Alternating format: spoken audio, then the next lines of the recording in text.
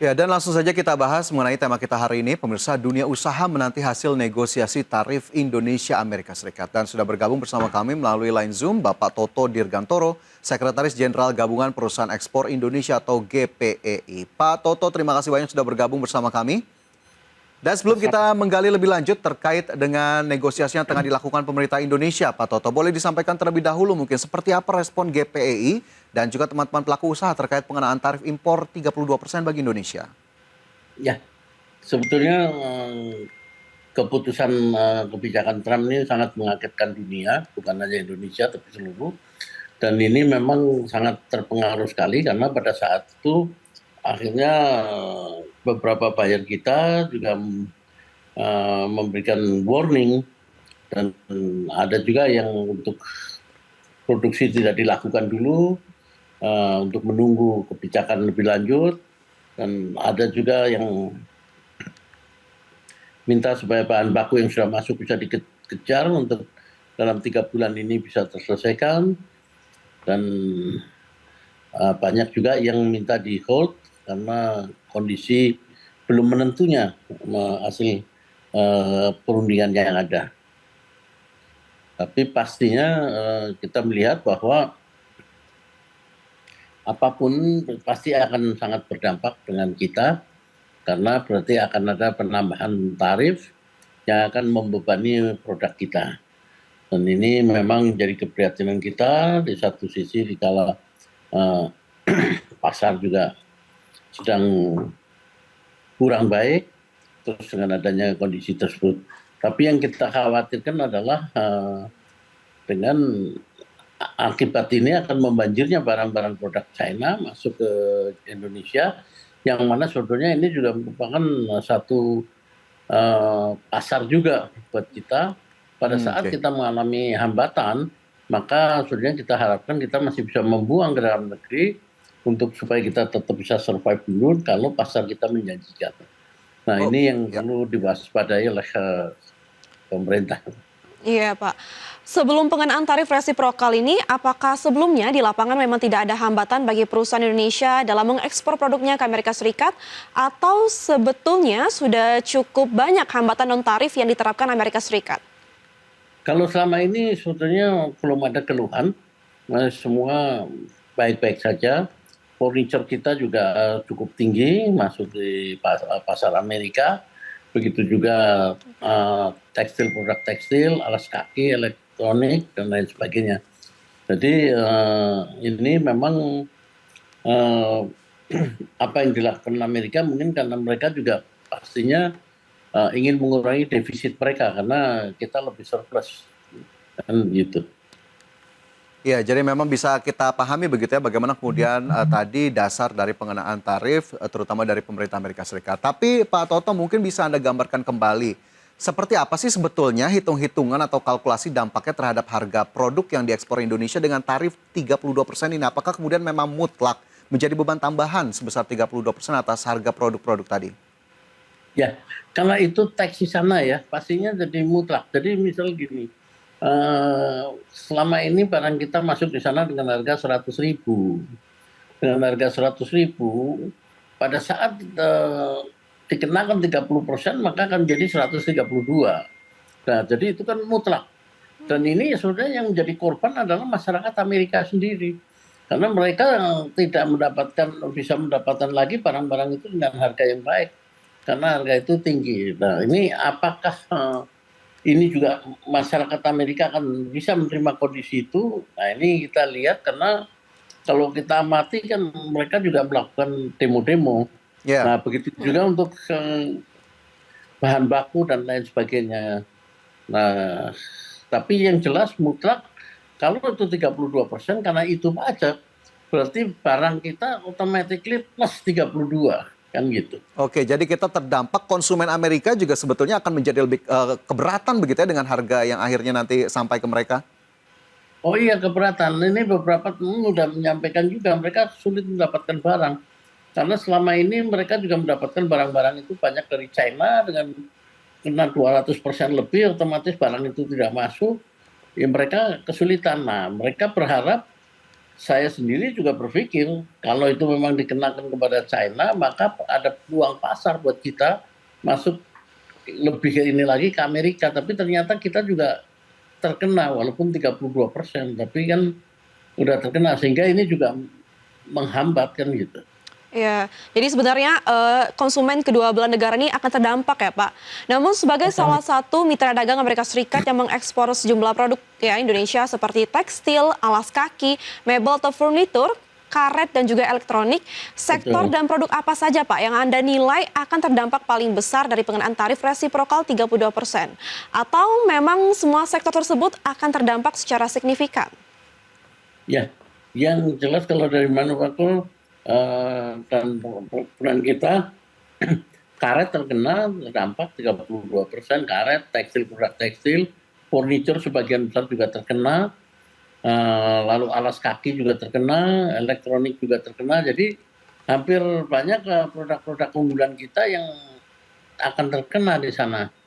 Nah, ini kita harapkan negosiasi ini akan bisa berjalan baik sehingga kita bisa mendapatkan banyak keringanan, karena kan kita bisa juga menambah ke import kita dari Amerika seperti kedelai, kapas dan lain sebagainya, mengurangi pembelian dari negara lain supaya ada terjadi timbal balik, karena Ya. yang jelas Amerika pasti ingin mengurangi defisitnya dengan Indonesia. Baik, itu yang kemudian bisa kita kalkulasi juga begitu, bagaimana kemudian nanti dampaknya terhadap tadi sejumlah produsen terutama ataupun pengekspor di Indonesia. Lantas terkait dengan negosiasi ini, bagaimana kemudian yang diharapkan oleh pelaku usaha? Nanti Pak Toto akan kita bahas lebih lanjut usai jeda. Pemirsa tetaplah bersama kami, Prime Market Highlights segera kembali. Kembali bersama kami di Prime Market Highlights, pemirsa, dan sebelum kita lanjutkan diskusi kita di hari ini, saya ingin mengajak Anda untuk melihat infografis berikut ini. Yang pertama adalah situasi surplus neraca dagang Indonesia dengan Amerika Serikat dalam beberapa tahun terakhir. Di tahun 2020 ini 10 miliar dolar, kemudian terus meningkat di 2021 14,5 miliar, 16,56 miliar pada 2022, 11,97 miliar dolar pada 2023 dan juga meningkat ke 16,84 miliar dolar Amerika di tahun 2024. Sementara itu produk utama ekspor Indonesia ke Amerika Serikat diantaranya ada tekstil dan juga produk tekstil ataupun produk pakaian jadi. Kemudian juga ada alas kaki, elektronik, karet dan produk karet, serta mebel atau furniture yang merupakan produk utama dari ekspor ke Amerika Serikat.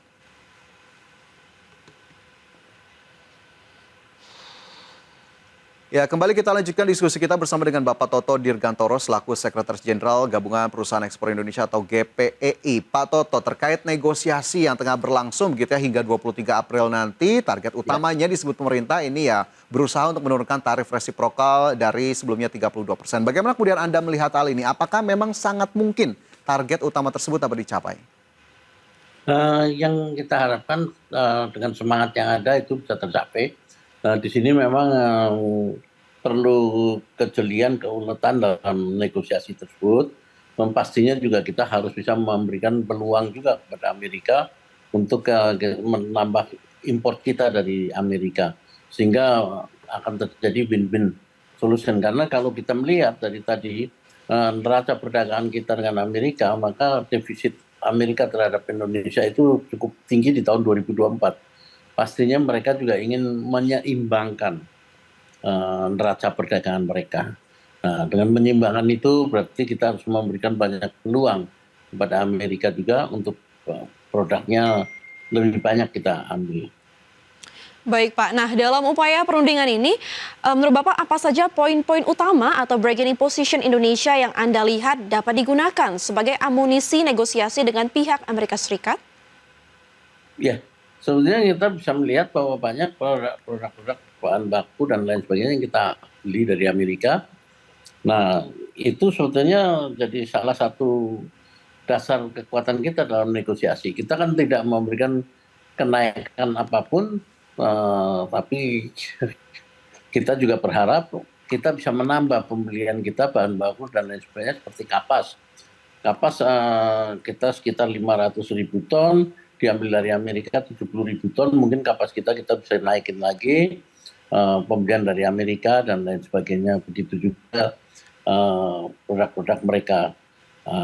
Atau kalau memang mereka memperlakukan itu dan kita juga akan memperlakukan hal yang sama, ini juga pastinya jadi begini karena mereka juga pasti akan mendapatkan tekanan dari dalam, yaitu khususnya dari para petani dan lain sebagainya. Karena memang ini kondisi yang ada, jadi kembali lagi pada kepiawaian daripada para negosiator kita. Tapi kita tetap dengan semangat bahwa itu akan terjadi yang terbaik. Kita juga berharap semuanya akan baik-baik, sekalipun situasi memang sedang tidak baik-baik. Tapi ini yang kita sangat harapkan, karena terus terang bahwa dengan kondisi ini pastinya nantinya akan memukul juga kalau ada penurunan terhadap kinerja ataupun produksi kita dan dampaknya pada pengangguran atau PHK. Oke.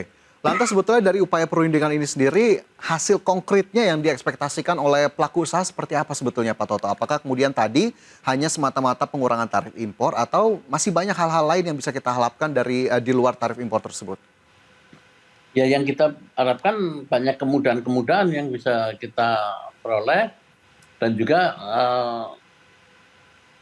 penurunan tarif impor tadi, ya kita berharap sebetulnya apa yang selama ini sudah berjalan, tarif itu tetap bisa dipertahankan, jadi tidak ada kenaikan atau menjadi 10%, kan yang kita harapkan itu. Itulah karena kita juga bicara dengan Asosiasi Eksportir Importir Amerika juga hal tersebut, karena mereka juga terdampak dengan kondisi ini gitu. Oke, baik. Itu menjadi catatan juga begitu ya, bagaimana kemudian ekspektasi dari pelaku usaha. Iya. Ya Pak, tadi seperti yang Bapak sebutkan ya, langkah Trump untuk mengenakan tarif lebih tinggi disebut untuk menyeimbangkan neraca dagang Amerika Serikat, di mana Amerika Serikat tercatat defisit dagang dengan Indonesia pada 2020 hingga 2024. Namun kemudian Indonesia merespon dengan menyatakan akan memperbesar impor produk Amerika Serikat. Nah, menurut Bapak apakah ini langkah yang tepat atau ini hanya menjadi solusi yang terlalu terburu-buru? Ya, kita memang akan memperbesar, tapi semuanya pastinya dengan satu perhitungan bahwa juga tidak akan menjadikan kita yang kedodoran nantinya, kan gitu. Jadi kita juga dengan apa yang Pak Presiden sampaikan untuk melepas atau impor sebanyak-banyaknya pun, kita berharap juga kementerian semua akan melakukan pengaturan-pengaturan yang baik yang juga akan melindungi untuk industri kita, kan itu.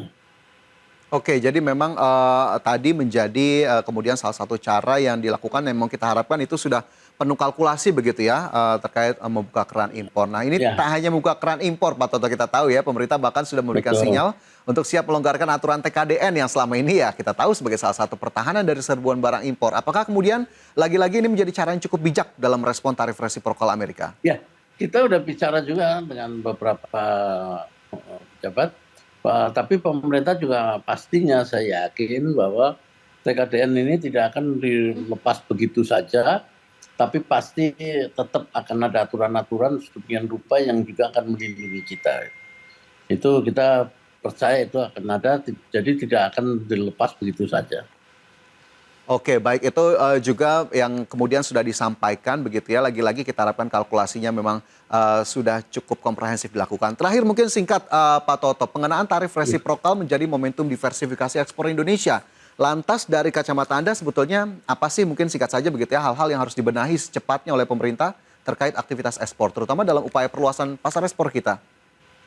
Ya, sebetulnya kalau dari pasar ekspor kita harus lebih membudidayakan lagi para perwakilan perdagangan Indonesia di luar, termasuk atas perdagangan maupun ITBC dan lain sebagainya, dalam pencarian buyer untuk negara-negara non pasar tradisional kita.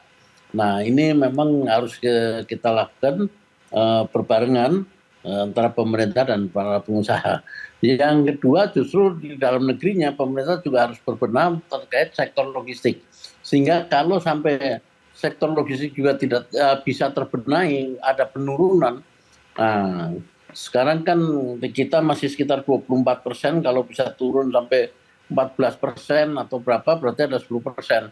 Nah, sehingga ini juga akan mengurangi beban kalau kita di sana juga dikenakan untuk pajak sesuai kebijakan Trump. Sekalipun mungkin akan ada penurunan jadi 10% atau apa, tapi kita di dalam negeri juga sudah melakukan perbaikan-perbaikan.